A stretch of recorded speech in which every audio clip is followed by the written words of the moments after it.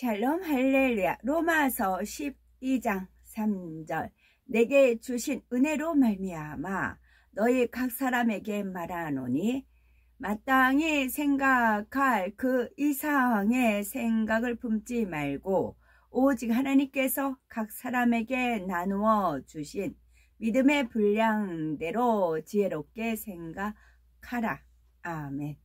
제목은 믿음의 분량입니다. 이 또한 구역장 헌신 예배 때 나온 말씀입니다. 구역장은 한 구역의 영적인 가장입니다. 한 가정의 가장이 집안을 책임지듯이 구역장은 어린 아이부터 장년까지 구역원을 섬세하게 살피며 영육간에 돌봐야 합니다. 실제로 우리 구역장님들은 하나님의 나라를 위해 참으로 많은 수고와 많은 희생을 하십니다. 주의 종이나 뇌이족처럼 월급을 받는 것도 아닌데 오히려 자기 물질과 시간을 투자하면서 신방하고 전도하며 충성하지요. 이렇게 밤낮 주님의 양떼를 사랑하고 품고 수고하는 우리 구역장님들께서는 하나님께서 어떤 축복을 주기 원하실까요? 무엇보다 믿음이 성장하는 축복, 영혼이 잘 되는 축복을 주기 원하십니다. 영혼이 잘 되기만 하면 하늘의 영광, 곧 새 예루살렘의 축복과 이 땅의 모든 축복이 따라오기 때문입니다. 그래서 수많은 말씀들을 통해 영혼이 잘 되는 길을 밝혀 알려주시는 것이지요.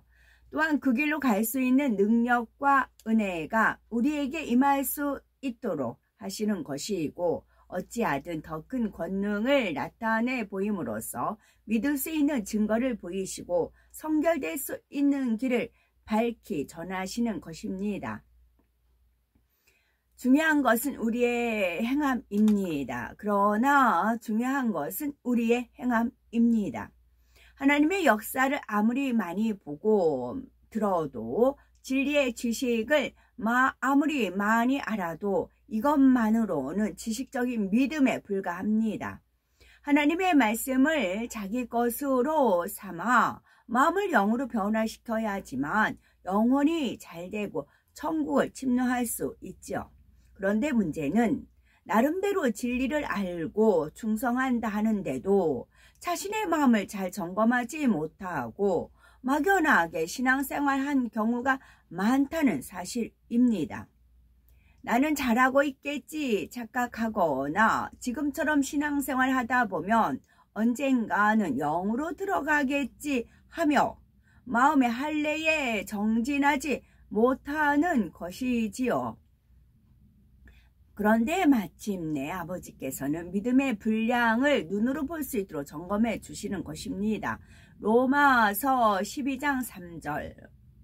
내게 주신 은혜로 말미암아 너희 중 각 사람에게 말하노니 마땅히 생각할 그 이상의 생각을 품지 말고 오직 하나님께서 각 사람에게 나누어 주신 믿음의 분량대로 지혜롭게 생각하라 하였습니다. 믿음이라는 것은 보이지 않는 영에 속한 것이지만 하나님께서는 얼마든지 측량하실 수가 있고 수치로 나타낼 수도 있는 것입니다.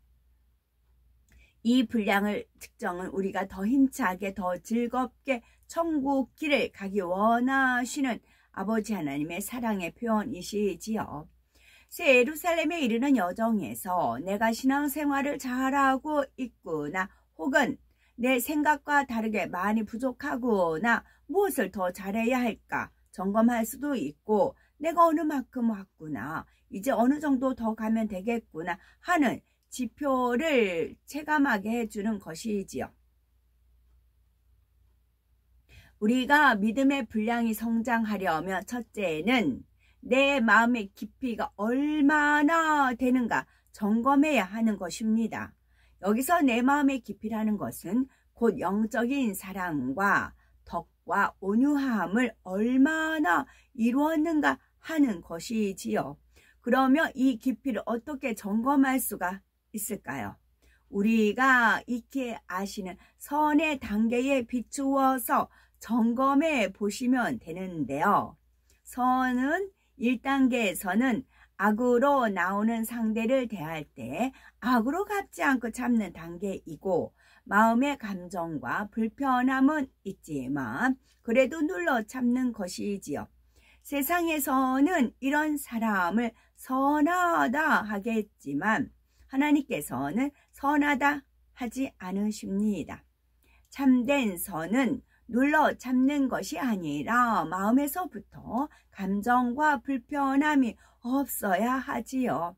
이것이 바로 선의 2단계입니다. 다음으로 선의 3단계는 오히려 악을 선으로 갚아 상대에게 감동을 줄 수 있습니다.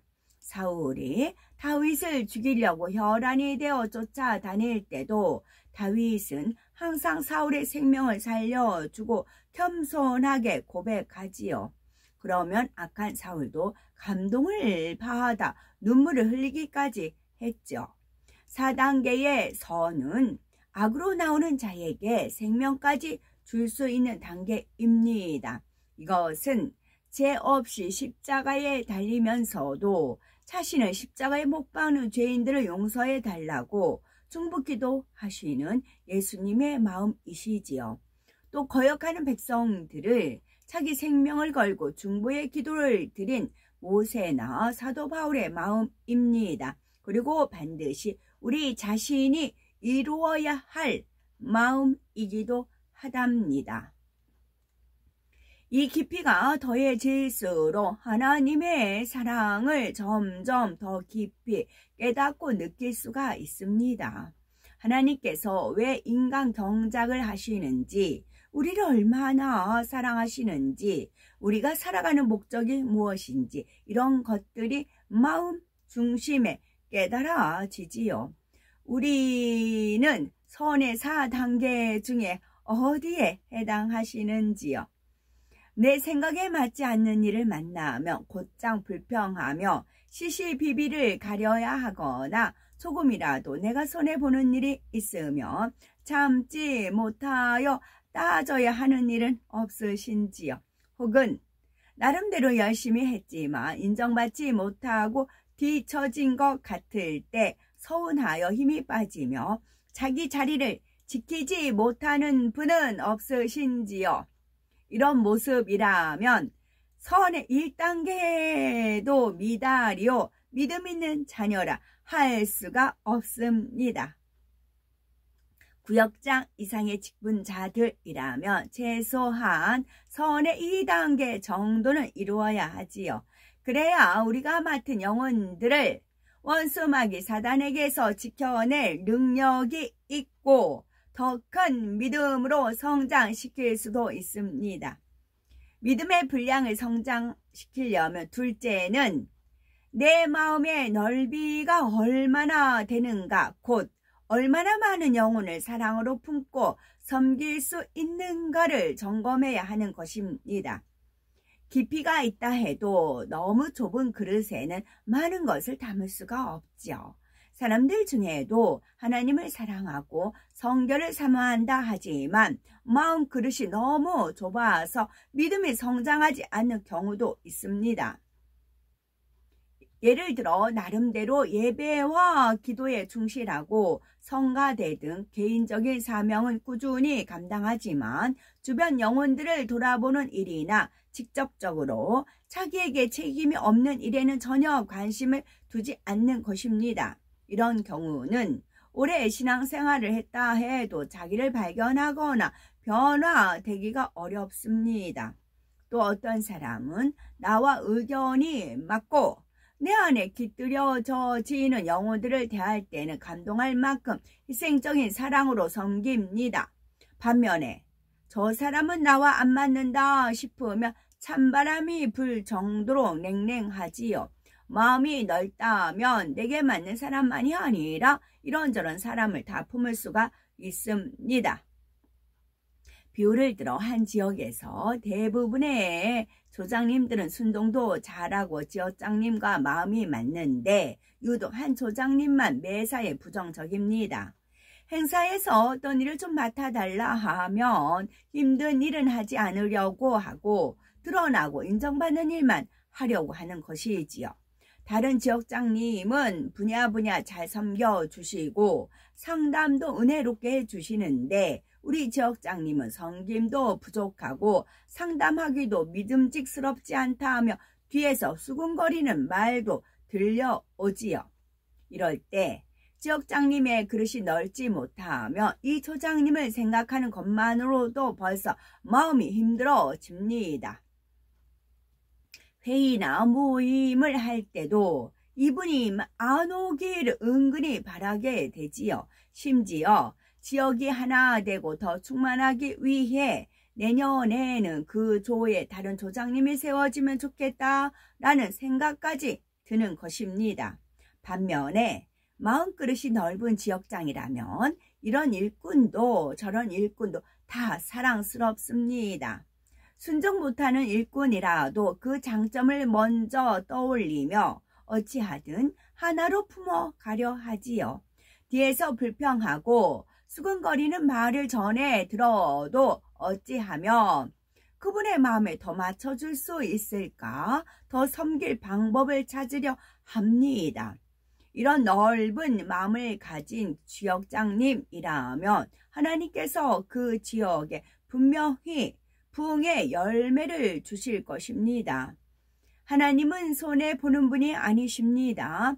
내가 100명을 품을 수 있는 사람이라면 하나님께서 100명의 머리로 세워주시고 내가 1000명을 품을 그릇이라면 1000명이 내 안에 담기게 하시지요. 우리는 누구와도 불편하거나 걸려보지 않아야 되겠고 순종하지 못하거나 불평하는 일꾼이 있어도 그로 인해 감정이 상하지 않아야 되겠고 오히려 어린아이가 투정하는 것처럼 사랑스럽게 여겨야 될 것입니다. 상한 갈대나 꺼져가는 심지 같은 이들도 당신은 이러니까 안 돼 하는 것이 아니라 한결같이 새 예루살렘으로 드리기 위해 마음 다해 가르치고 인내하며 사랑으로 이끌어야 되는 것이지요. 이에 세월이 지날수록 영혼들이 변화되고 교회는 날이 갈수록 부흥에 오는 것을 알 수가 있는 것입니다. 셋째로 믿음의 분량이 성장하려면 그 분량을 담을 만한 도구가 있어야 합니다. 이 도구란 곧 행함이라 할 수가 있겠지요. 곧 크고 깊은 마음을 이루었을 때 이를 얼마나 행함으로 나타내 보이는가를 말하는 것입니다. 사람마다 어떤 사명을 감당하며 어떻게 진리를 행해 나가는가에 따라 각자 가진 믿음의 가치가 달라지지요. 두 사람이 똑같이 100만 원을 갖고 있는데 한 사람은 그 돈을 금고에 숨겨두었고 한 사람은 그 돈으로 장사하여 수익도 얻고 주변에 구제도 합니다. 그러면 두 사람이 가진 돈의 가치가 다르겠지요. 믿음도 그러합니다. 요한복음 15장 2절에 무릇 내게 있어 과실을 맺지 아니하는 가지는 아버지께서 이를 제해 버리시고 무릇 과실을 맺는 가지는 더 과실을 맺게 하려 하여 이를 깨끗게 하시느니라 하셨습니다. 또 요한복음 13장 32절에 만일 하나님이 저로 인하여 영광을 얻으셨으면 하나님도 자기로 인하여 저에게 영광을 주시리니 곧 주시리라 하셨지요.